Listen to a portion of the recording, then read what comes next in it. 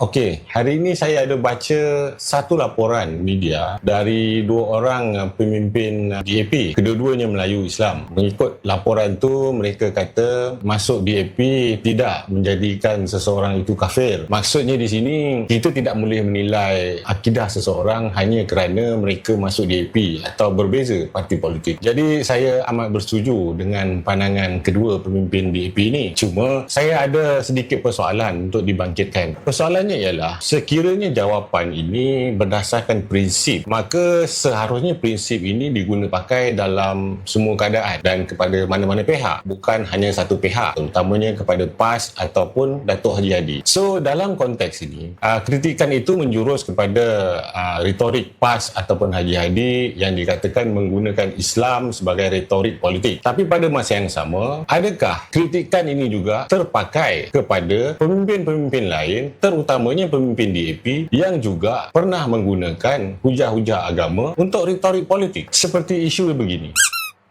dan juga isu ini?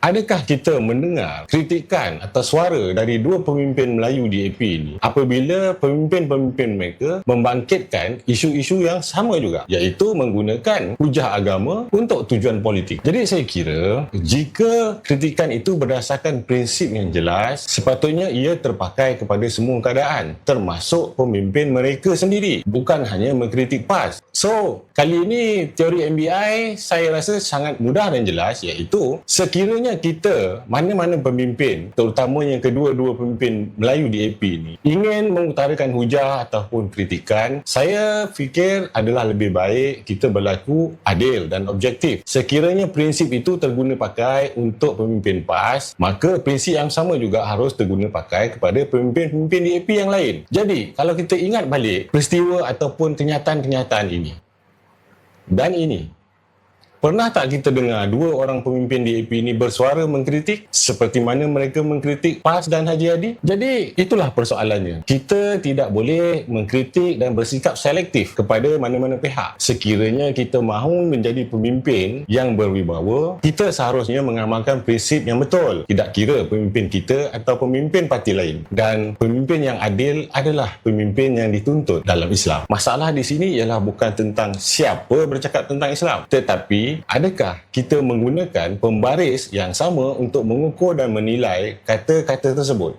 Jadi, bagi saya, kenyataan dua pemimpin DAP ini bukanlah untuk mempertahankan akidah mereka, tetapi mereka menggunakan hujah untuk mempertahankan retorik pemimpin mereka sendiri.